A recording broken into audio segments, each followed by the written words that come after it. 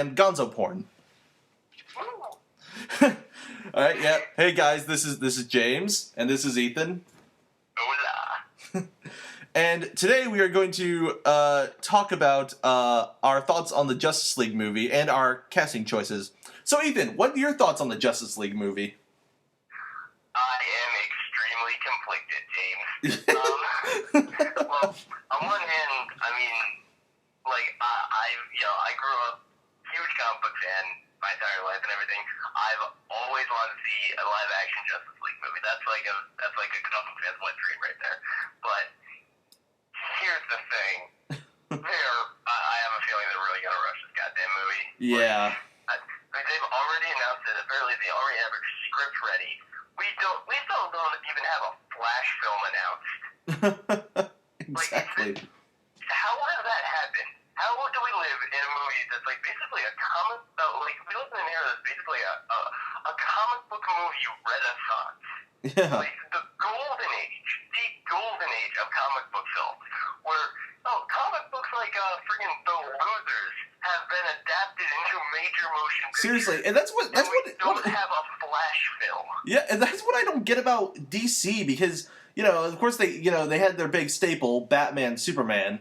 But then they do like all the lesser known superheroes and stories, like they did V for Vendetta, but V for Vendetta is fucking awesome.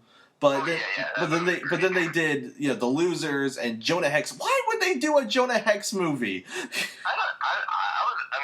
I'm sure Jonah Hex has some sort of line. I've never been a fan of the character. No, me neither. But like I just don't dig Western comics. No. But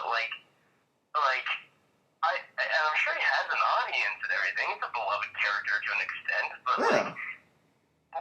really, they thought they would get an odd. Like, how did Jonah Hex film get more priority over the Flash? Yeah, over the Flash and Wonder Woman. Wonder Woman was lingering in development hell for like 10 years.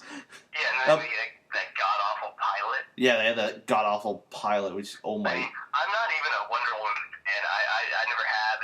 I've never been. I just never dug her as a character for some reason. No, actually, this is gonna sound really sexist of me, but I can assure you, I'm not a sexist. This is just.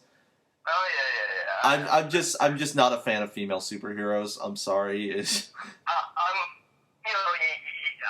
get where you're coming from. It's not that. That's the same way with me to an extent. Like, it's not the fact that they're female that bugs me. No, of course not. Of course not. Comic book characters that I love. Yeah. There are. I'm a huge fan of Jean Grey and Black Canary. Black Canary. Yeah, Black Canary is great. There's a lot of female comic book characters and superheroes that I really love. Yeah. I just don't feel like a lot of them, it's the way they're written.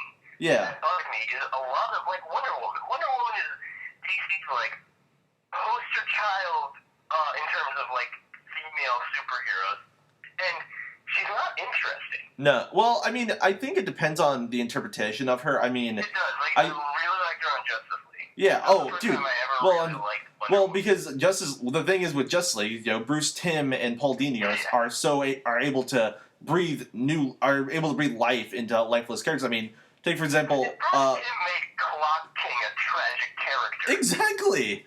Look at. Yeah, he can make Wonder Woman freaking relatable and interesting. Yeah, and he can give her a great dynamic with Batman.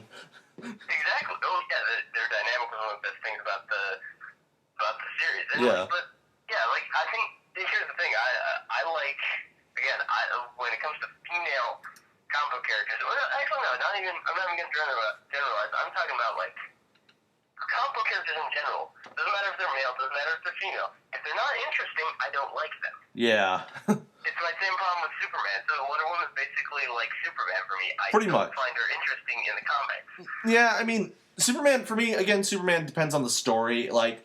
It does. Like, for example, I find Superman Earth 1 to be one of the best interpretations of Superman ever.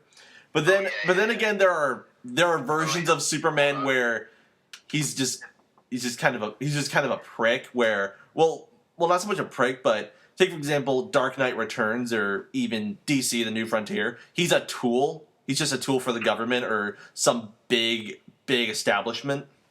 Oh yeah, exactly. Yeah, but again, that just depends on what interpretation you're reading. Exactly, and it does depend on how good the story is. Like the best Superman story for me is like all the ones where he deals with mortality. Yeah. It's like all the ones where he deals with mortality of some sort, where like All-Star Superman. All-Star Superman. Oh, All-Star awesome. Superman is brilliant. Yeah, like that. There's one where Superman basically gets cancer. Yeah. And has to deal with having like 3 weeks to live, and it's really good. Yeah, and I love how actually it's kind of funny. I remember when both that and Aspar, All-Star Batman and Robin came out. Morrison. Crazy Steve, the homeless man who beat up Bruce Wayne and stole his costume. Morrison had to clarify a bunch of times, no, this does not take place in the same continuity as Frank Miller's fucked up world. Yeah. Oh man. But yeah, so as far as the JLA movie, it just feels rushed. If they want to make a good JLA movie, they need to do what Marvel did. But the thing is, Warner Brothers, they don't care if it's good or not. They just want to make tons of money. But here's the thing. They pretty much made that same gamble with Green Lantern. Green Lantern wasn't a good movie. It cost the studio like $20 million. Yeah, here's the thing. They need to get people behind the entire project. They need to get a freaking Kevin Feige over there. Because Kevin Feige, what he's been doing with Marvel, I mean, maybe I'm biased because I've always, as much as I do love a bunch of DC characters, I've always been a Marvel boy. Yeah. Growing up, I was always a Marvel kid. Yeah. But like, what Kevin Feige has been doing with the Marvel movies has been phenomenal. Like, he's been doing a brilliant job with them. Yeah. In fact, his worst mistake, the only mistake I can think of that he's ever done is not bringing back Edward Norton, but even still, he gave us Mark Ruffalo, Yeah. one of the best things about the Avengers. Totally. So, like, Feige has been doing a phenomenal job, and I don't know who they have running the film department at DC, but oh my god, he needs to step up his game because they need to get a new one. The way I see it, actually, if they were to introduce all these characters in one movie, there are two ways they could go about it. One, they could don't do an adaptation, but take elements from the New Frontier, because in the New Frontier, they reintroduce the Flash, Martian Manhunter, and Green Lantern all in the same story, and it's really well done. And the way I see it, I think that Superman and Batman are established enough for us not to really get any insight as to who they are, you know? Oh, yeah. Kids don't need to, like, you bring Batman on screen, kids aren't going to be like, who is that? Yeah, and of course, Superman like, is... Batman. I don't need to know about this character because I already know about him. It's the goddamn Batman. He's the goddamn Batman! Are you retarded or something? Oh, man. Alright, but... I'm gonna lock you in my cave and make you eat rats. But...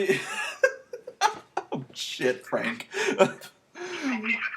Oh, man. But yeah, as far as the JLA movie, it could be good, but it just doesn't seem likely. It's good. Yeah. I'm not expecting it to be. Here's I'm what. not Oh, and expecting it to be good, but I'm really hoping. if they really wanted to be good, I think that Bruce Timm and Paul Dini should write the screenplay. Yeah, definitely. Yeah. Hell, actually, Bruce Timm could direct. He's directed a bunch of anime. Enough experience. And yeah, he's directed animated features, I know, but think about Brad Bird's done nothing but animated features, and then he moved on to live action with Mission Impossible 4, and it was fucking great. It's basically the best one in that franchise. Oh yeah, I totally agree. Yeah, like the Pixar director ended up making the best one, ended up making movies better than Brian De Palma. Yeah. Just let that sink in for it. A better movie than both Brian De Palma, better movie than Brian De Palma, John Woo, and J.J. Abrams. Yeah, exactly. Like, John Woo, you just say John Woo, that's like, okay, I can make a better movie than John Woo. because he's very shoddy. And Well, I think John Woo's a really talented action director. Abrams, and it's like, whoa, that's an achievement. Yeah. Oh man, but so JLA movie could be good, but it might be bad. We'll see. But let's move on to who we would cast in the movie. First, starting with Superman, I just want to get my most obvious choice out of the way. Henry Cavill. There's no point in recasting him. He's been cast. He's in the Man of Steel. That would be a really goddamn stupid marketing move. Yeah, that would. Recasted Henry Cavill. Yeah, Henry Cavill. He should play Superman. Personally, I just think he's a good actor. So I think he'll do a solid job in the Man of Steel. So obvious choice out of the way. Move on to Batman.